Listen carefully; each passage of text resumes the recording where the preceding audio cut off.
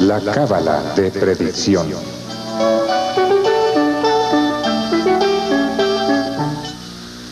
Mucho se ha escrito en revistas como Duda, Testimonios de lo Insólito y otras más que circulan en la actualidad, dando una gran variedad de explicaciones y hasta contradictorias afirmaciones sobre el enigma de la esfinge egipcia. Díganos usted, doctor, como conocedor de estas ciencias antropológicas, ¿cuál es el enigma que encierra la esfinge? Interesante pregunta. La esfinge ciertamente simboliza los grandes misterios esotéricos de la antigüedad. Las garras del león representan el fuego, las alas representan el aire, la cabeza de hombre representa el agua, las patas del toro representan la tierra. Antiguamente la esfinge estaba coronada con una corona de 9 puntas para simbolizar la 9ª esfera, es decir, los misterios del sexo. En el fondo, la esfinge representa a los mismísimos misterios del sexo. Indubitablemente, la esfinge fue traída del Atlántico. Se le usó en la Universidad de Acaldana.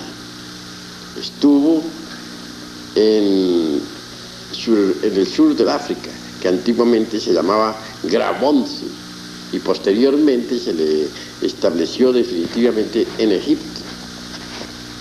El Colegio de la Esfinge se dedica a los misterios esotéricos de la naturaleza y del cosmos. Por eso es grandioso el Colegio de la Esfinge. Nostradamus se dice que estudió en el Colegio de la Esfinge. Todos los sabios de la antigüedad conocieron tal colegio. La Esfinge representa los poderes elementales de la naturaleza. Se nos ha dicho con gran acierto que la contraparte sutil o espiritual de esa esfinge que vemos allá en el Egipto es un deituso muy especial que en sí mismo contiene los secretos de la vida y de la muerte. Bajo la esfinge existe un templo secreto en el que están los 22 arcanos del tarot. La puerta de entrada, muy raros son los que la conocen. Bien vale la pena que estudiemos siempre los misterios de la esfinge. Ella permanece allá en el desierto, aguardando ser descifrada. En el fondo, la esfinge es el hombre mismo. Y esto es bastante interesante de por sí. La esfinge viene a indicarnos el sendero secreto que ha de conducirnos inevitablemente hasta la liberación final. Develar el misterio de la esfinge, él lo indica. Mas cuán pocos son los que develan tal misterio.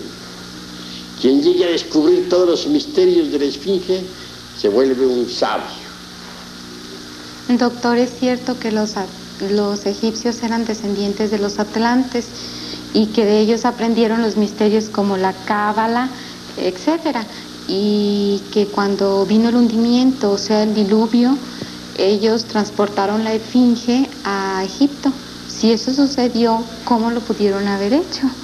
No, ciertamente, y en nombre de la verdad, tenemos que decir que la esfinge viene del Atlántico. La sociedad de Acaldana, que era una sociedad de sabios, tenía siempre frente a su edificio la esfinge. Después de la sumersión del continente Atlante, entre las embravecidas olas del océano que lleva su nombre, la esfinge fue llevada al sur del África, que entonces, repito, se llamaba continente de Grabonce, y posteriormente se le colocó en Egipto. Empero debemos afirmar con gran énfasis que también existen en Egipto muchas esfinges. Recordemos nosotros la calle de esfinges que hace poco se descubrió. Frente a cada esfinge blanca se halló una esfinge negra.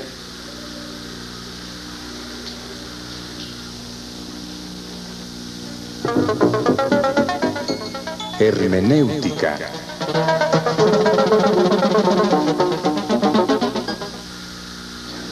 Doctor, ya que usted es el fundador y director de la Asociación Gnóstica de Estudios Antropológicos y Culturales. ¿Qué nos puede decir acerca de Tlaloc y Tlaloca, fundadores de Tenochtitlan? Ciertamente nosotros los mexicanos tenemos aquí en nuestro país verdaderos portentos de sabiduría antigua.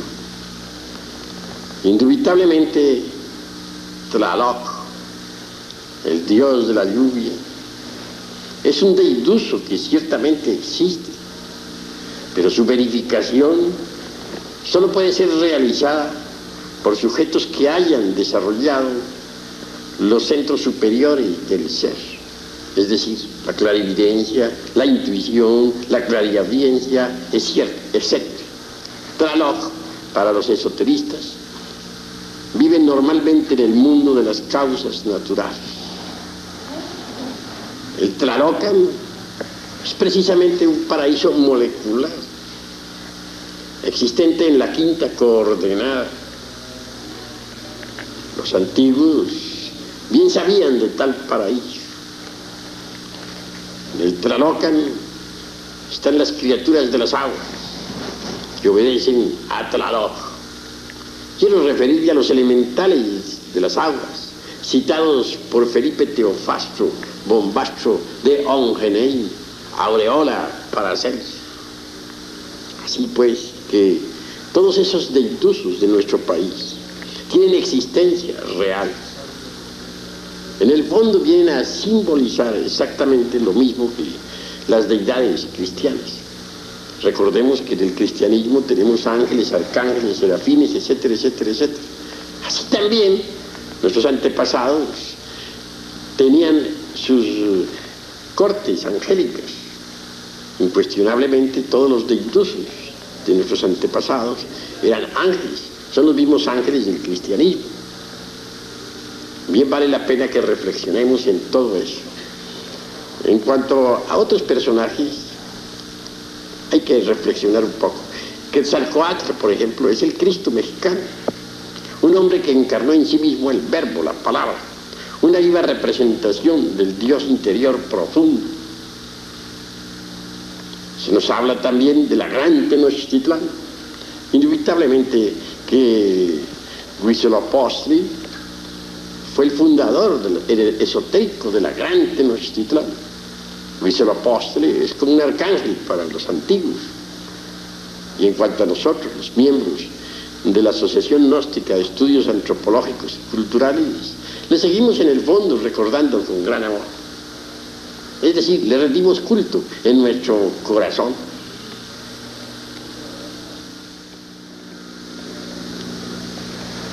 Dice una frase muy común y muy conocida por todos: ¿qué fue primero, el huevo o la gallina? Esta frase se relaciona con la siguiente pregunta. Dicen que los mayas y los aztecas fueron los iniciadores de las civilizaciones griega, china, egipcia, también inclusive la tibetana. Si es este el caso, ¿es una realidad o es el caso contrario, que estas civilizaciones vinieron a formar las nuestras? Bueno, está interesante la pregunta. Para mi modo de ver y de entender, los mayas tienen su raíz en el continente sumergido Atlante, enorme continente que otrora existiera en el océano que lleva su nombre. Los mayas entonces tuvieron una poderosa cultura. Antes de la sumersión de ese viejo continente, acaecida por el famoso diluvio universal, citado en tantas escrituras religiosas, los mayas emigraron ya hacia el Tíbet, ya hacia la India, ya hacia el Egipto, ya hacia Guatemala y Centroamérica, o Yucatán, etc. Así pues, los mayas fueron grandes civilizadores.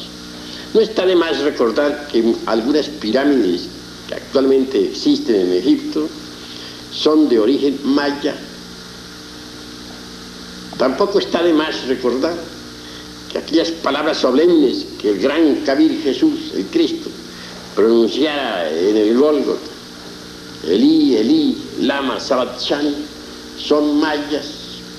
traducidas exactamente al español por cualquier indito maya, quieren decir: me oculto en la prealba de tu presencia. Jesús el Gran Kabir aprendió el maya en el Tíbet. No debemos olvidar jamás que el Naga maya tibetano tiene el mismo alfabeto. En el Tíbet se conoce el maya como el Naga.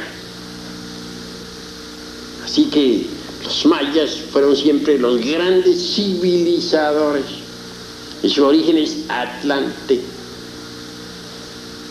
Poseen una sapiencia única. Hoy por hoy la sabiduría de los mayas se encuentra en secreto. Se cultiva en el silencio de la noche. En un futuro, tal sabiduría será entregada a la humanidad. Indubitablemente, el continente Atlante tuvo poderosa civilización. Los mayas representan en el fondo a ese gran continente. La sapiencia de los mayas se ocultó entre los monasterios tibetanos o en las pirámides de Egipto o de Yucatán. Muy pocos son los seres humanos que han podido conocer tal sapiencia. Los mayas conocían la energía atómica, etcétera, etcétera, etcétera.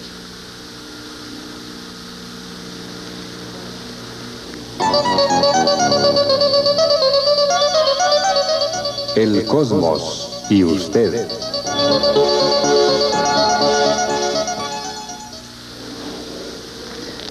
El mundo, desde el punto de vista de la física, se envuelve fundamentalmente bajo la ley del 3, es decir, la fuerza negativa, la fuerza neutra y la fuerza positiva. ¿Tiene que ver esto con los fenómenos cósmicos, doctor Samael? Y otra pregunta, ¿existe otra ley cósmica más superior que la ley del 3? En realidad, la ley del 3 es fundamental.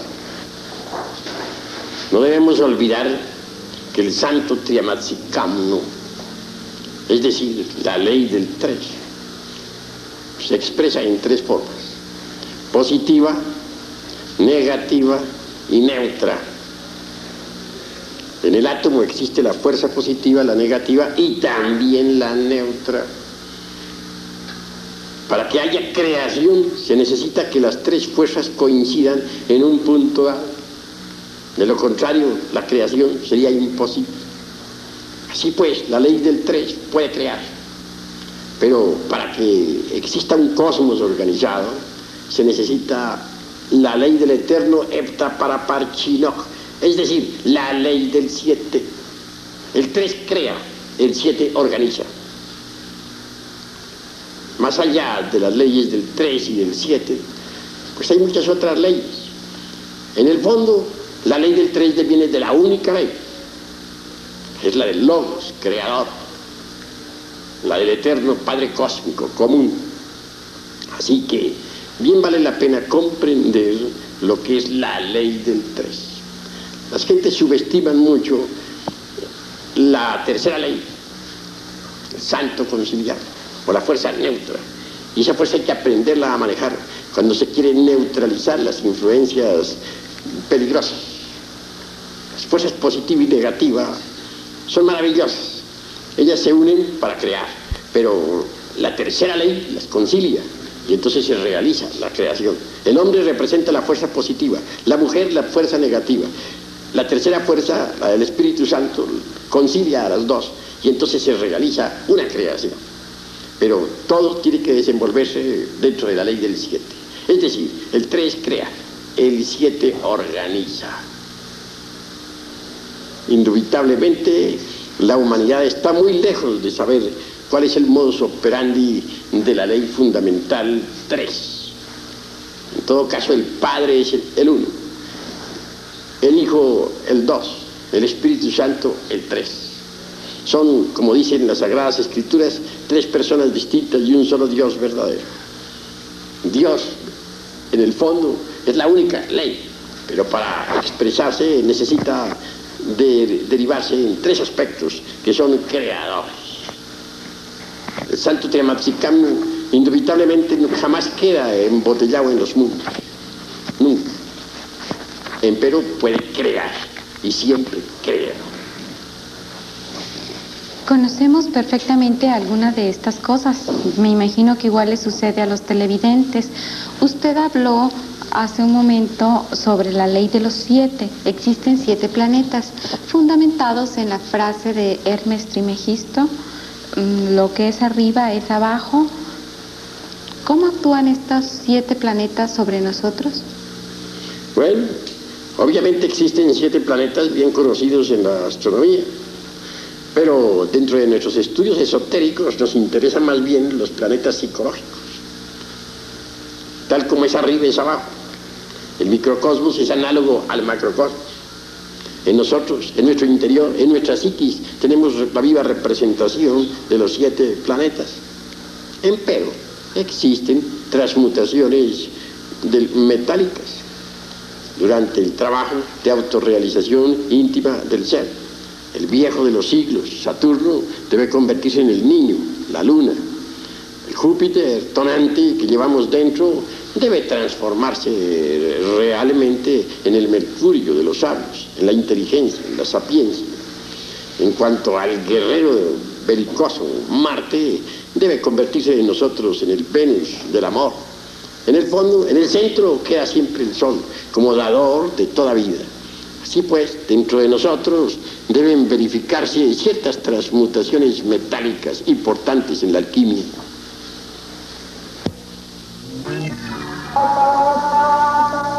Diálogos extraños. Uno de los escritores más famosos esotéricos ha sido Lobsang Rampa, que ha escrito sobre el viaje astral. Las juventudes actuales lo comentan mucho, pero hablan solamente de la parte práctica y vivencial. Doctor, queríamos preguntarle que nos aclare definitivamente si el viaje astral es algo intelectual o es algo eminentemente práctico. Con el mayor gusto contestaré, Aida. Ciertamente el viaje astral es una realidad, como lo dice Martin Lobsang Rampa. El hombre auténtico incuestionablemente posee un cuerpo astral. Este es un cuerpo maravilloso, extraordinario, y sabe usarlo a voluntad. La parte práctica de esta cuestión es muy fácil. Hallándose uno en un estado de transición existente entre vigilia y sueño, suavemente puede levantarse de su lecho con gran naturalidad. Entonces verá con asombro que el cuerpo físico queda en la cama dormido. Ya fuera de la forma densa, uno puede viajar a través del espacio, dirigirse a otro planeta, investigar los misterios de la vida y de la muerte, ponerse en contacto con los seres inefables, etcétera, etcétera, etcétera. En todo caso, lo importante sería aprovechar el estado de transición existente entre la vigilia y el sueño.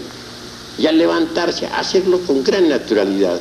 No se trata de levantarse mentalmente o intelectualmente, como dices tú, sino realmente. Lo que estoy diciendo debe traducirse en hechos. Obviamente, durante el estado de transición existente entre vigilia y sueño, las conexiones que unen el cuerpo astral al cuerpo físico quedan sueltas. Y por lo tanto, al levantarse en ese momento, se producirá el desprendimiento del astral.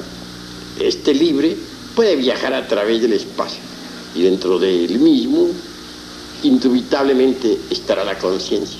Así pues, conscientemente podemos viajar a través del espacio estrellado. Esto es muy fácil.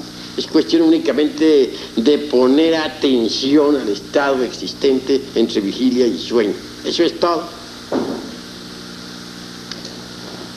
Otra pregunta más ahí con relación a todo ello.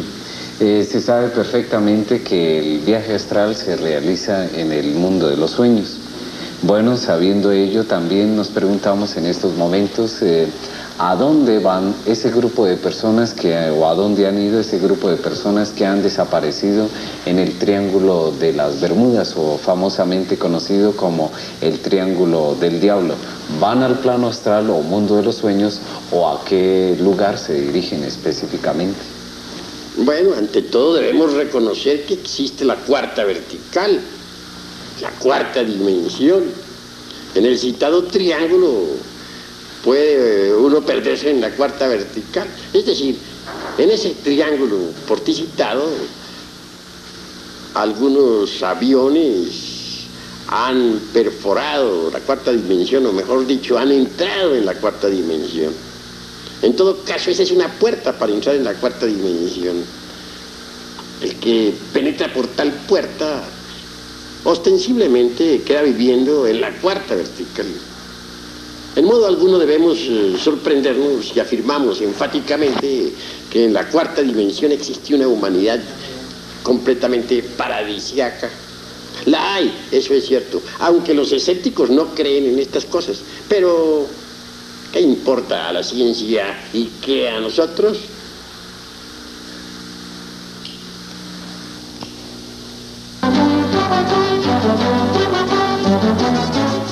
Esoterismo.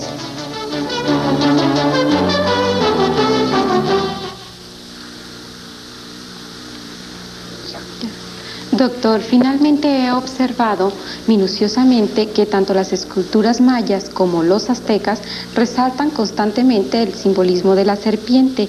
¿Cómo ve la antropología gnóstica este símbolo sagrado de las civilizaciones de Mesoamérica? Ciertamente que el símbolo de la serpiente es universal. No está de más recordar que en el mismo Tíbet tenemos la serpiente emplumada. Y obviamente, la serpiente es sagrada, representa la sabiduría divina.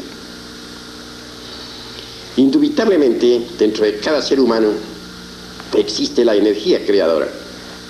Esta energía tiene que subir por la espina dorsal hasta el cerebro.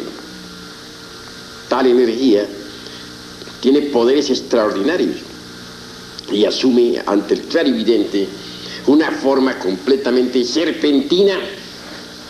Si la gente aprendiera a transmutar su energía creadora, se transformaría totalmente. La serpiente sagrada nos da la sabiduría. La sabiduría de la serpiente es poderosa. Se dice de Quetzalcóatl que era una serpiente de sabiduría. Los hierofantes antiguos de Caldea, de Persia, se llamaban a sí mismos serpientes. Botán asegura en forma enfática que él entró por un hueco dentro del interior de la tierra. Dice que entró por un pasadizo secreto, por donde solamente pueden entrar las serpientes. Botán mismo exclama diciendo: soy una serpiente. Así también exclamaban los celtas y los druidas.